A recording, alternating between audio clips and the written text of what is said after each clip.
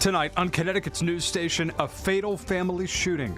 A mother is dead and her son is in the hospital. What police are saying about the incident. Plus, keeping convicted criminals behind bars. We buried Elizabeth 21 years ago, and now it feels as if we're right back where we began. Emotional calls from families to change the early release process. And doubling down on ghost guns. The lawsuits looking to stop illegal sales in Connecticut. Blustery out there today and windy conditions continue again tomorrow. Plus, all eyes on the weekend forecast coming up. Plus, bear break-ins. A record number of four-legged friends are going into your homes. A sure sign of spring. Stocking season has started, and it's a bit early this year. I'm Jim Altman. We're in East Granby. The story's coming up on the Fox 61 News. Now at 6, this is Fox 61, Connecticut's news station. Developing news tonight out of Waterbury. A woman is dead and her 19-year-old son seriously injured. Good evening and thanks for joining us for the Fox 61 News at 6. I'm Jen Bernstein. And I'm Ben Goldman. Waterbury police say that the woman's husband shot both of them this morning. Now calls are growing louder for change to address domestic violence. Fox 61's New Haven County Bureau reporter Julia LeBlanc joining us now live outside of the Waterbury Police Department. Julia. Hi, good evening to you both. Waterbury police say that this is a clear-cut case of domestic violence, leaving a 45-year-old woman dead and her 19-year-old son seriously injured. And some people even here at the police department are saying this is exactly why guns should not be allowed in the hands of abusers. There's no doubt in my mind that situations like that are occurring right now in Waterbury could be avoided. Waterbury Police Chief Fernando Spagnolo stands in front of local leaders with a heavy heart. One of their own, a mother, killed and her son injured, all at the hands of a family member. Neighbors are impacted too. The complainant in this particular incident called the police from an adjoining household because bullets came through their wall, nearly missing them while they lie in bed this morning. Police say an estranged husband shot and killed his 45-year-old wife, then turning the gun on his 19-year-old son. The teen was sent to the hospital but is listed in stable condition. And police say this isn't the first time they've gotten a domestic complaint tied to his father, who is a convicted felon carrying a record with drug and firearm offenses. He should not be in possession of a firearm, yet somehow had the opportunity to this morning fire upon his wife and son, killing his wife and injuring his child. Chief Spagnolo and others believe they have a solution that could help. They're in support of a proposal made by Governor Ned Lamont looking to pass more common sense gun laws in the state. First, we want to require a 10-day waiting period before purchasing a firearm. The proposal also includes a safe storage component, and it would disqualify domestic abusers from carrying a pistol permit, something Chief Spagnolo says could have saved lives in this case. Absolutely, it could have had a totally different outcome this morning, in my opinion, if some of these common sense solutions were enacted.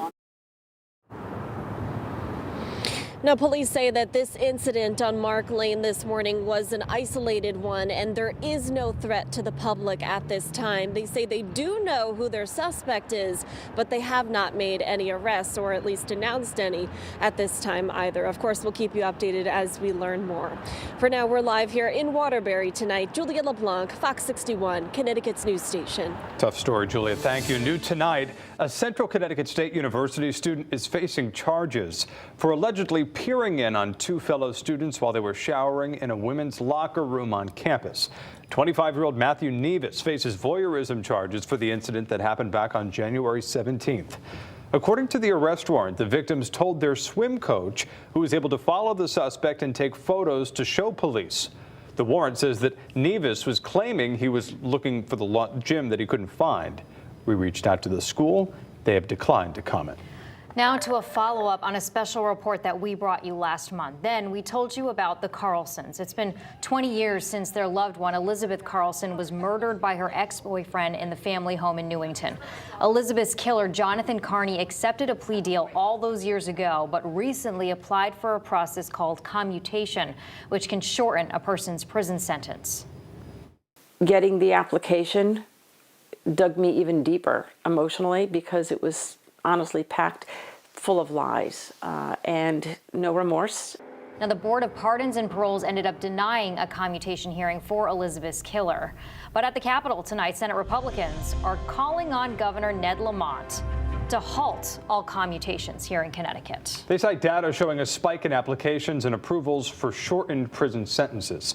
Fox 61's political reporter Emma Wolforth joining us in studio. Emma, why exactly are lawmakers asking for this pause?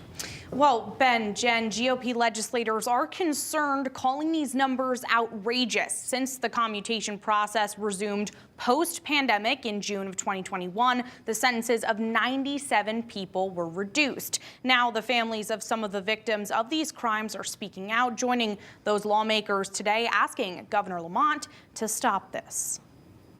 I don't understand how this can happen. John Aberg's 3-year-old grandson was murdered 16 years ago. His name was Andrew Slider. We called him Andy.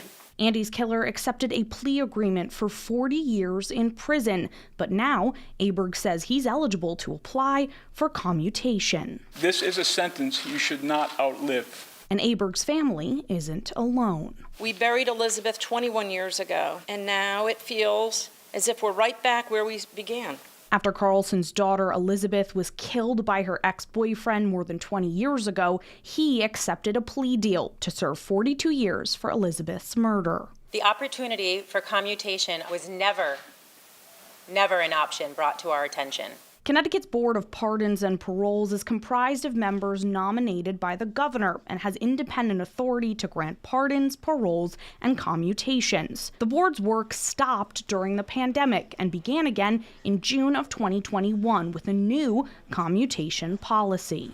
What I'm holding here are 41, a mere 10% of the applications. Since the new policy, the board received nearly 400 applications for commutation and denied almost 300, including Carlson's killer. The board blames pandemic backup for the rise in submissions and granted commutations, but GOP lawmakers and these families aren't convinced. This needs to be a state policy that is rigorously overseen. The legislature has got to weigh in. I am calling on Governor Lamont, stop this right now. In a statement, Governor Lamont said in part, it's time to step back and see how the policy is working. The seriousness of the topic demands a careful approach involving the General Assembly, as well as stakeholders, especially victims. Now, lawmakers today told me they have spoken with the governor, who says he'll look into this. No word, though, from legislative Democrats if they'll support Republicans' efforts to bring this topic forward this session. Ben. Emma, thank you. New tonight, an arrest has been made in connection to a fatal stabbing in Bolton that happened last October. Robert Robbins was taken into custody yesterday. He's accused of stabbing 39-year-old Travis Terry at an apartment on Boston Turnpike back on October 11th. Robbins is being held on $100,000 bond. We do have an update now. Stonington police have identified the cyclist who was hit and killed last night. Police say that Gary Piver was riding his bike on South Broad Street in Pawcatuck when he was hit by a car. He was taken to the hospital where he was pronounced dead.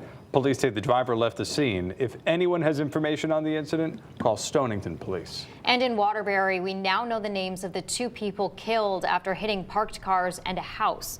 Police say the driver, 24-year-old Dashan Ortiz, lost control on Long Hill Road on Sunday. He and the passenger, Storm Clinton, were both killed. A building inspector responded to the scene to make sure the home was structurally sound.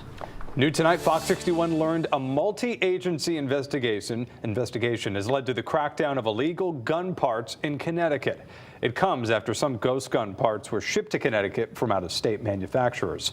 Fox 61's Matt Caron's been on the action now, being taken, and he now joins us live from the Attorney General's office in Hartford with more. Matt. Yeah, that's right. Vowing to hold arms dealers accountable. Attorney General William Tong today announcing that he is filing a lawsuit against 4 gun part manufacturers and at the same time sending a message to others. We are going to come after you. The Office of the Attorney General, in cooperation with the state police, set up a P.O. box and were able to get these 4 out-of-state ghost gun part manufacturers to illegally ship them to Connecticut. This is a 80% lower receiver for an AR-15, the same weapon that killed 26 people in Newtown. On its website, Indie Guns says its mission is to put personal firearms beyond the reach of government. AR Industries claims you have the responsibility to know the firearm laws, while Steel Fox says they don't ship to P.O. boxes and won't ship if your state falls under the restricted list. But they still sold it to us anyway. They shipped it anyway. In Hartford alone, the capital city went from seizing 7 ghost guns in 2020 to 57 in 2022. These ghost guns, we know they're all over this country. They're all over this world. We know that. Ghost guns became illegal in Connecticut in 2019. Make sure that they are not bypassing what we have in Connecticut as the strongest gun laws in the country. Not only are ghost guns lacking serial numbers, unregistered and untraceable, they can also be assembled within minutes using just a few easy-to-get tools. We could turn these into killing machines, weapons of war that could end up on Connecticut streets today. We called the companies in question. We'd like to talk with someone about why you guys were shipping 80% lower receivers to the state of Connecticut. Now, we were able to speak to that person on the other end of the phone who identified themselves as an employee of Steel Fox Firearms out of Florida. They acknowledged that it was a mistake and say that they are looking into whether this was a clerical error that happened. That person telling me that they have since paused their website and inventory while they look into it. We're live here in Hartford outside the Attorney General's office. Matt Karen, Fox 61, Connecticut's news station. All right, Matt, thank you very much. Let's turn to the weather right now. Another nice day across the state, except I will say I wanted the wind to turn off.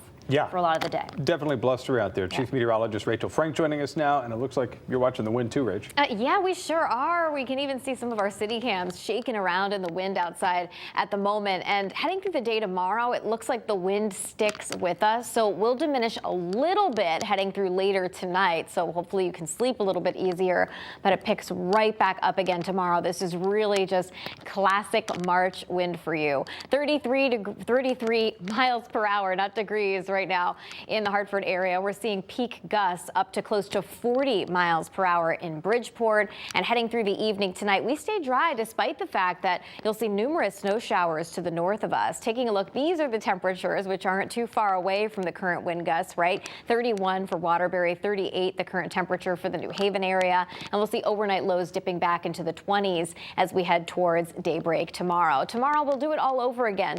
Mix of sun and clouds, breezy conditions, near average temperatures climbing up into the mid 40s. But as we head into the weekend, we could see some snow, but there's still a lot of questions regarding where a potential storm is going to track. So it's not a lock just yet. We'll be watching, especially for the Hartford St. Patrick's Day Parade. Another look at your forecast coming up.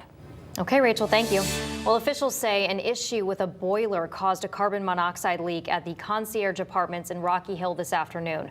Residents were evacuated after a carbon monoxide detector went off after a search crews determined that a boiler being worked on caused carbon monoxide to vent into one of the buildings. No injuries were reported. The building was deemed safe around 1 p.m. and residents were allowed back in. Students were evacuated from Robertson School in Manchester this morning after a reported gas leak. Fire crews responded to the school street just after 9 a.m. for an odor of gas. Crews found a small leak in a valve outside the building. Connecticut Natural Gas responded to fix that leak. Students were evacuated and waited outside for about 20 minutes before they were allowed back inside. No injuries were reported.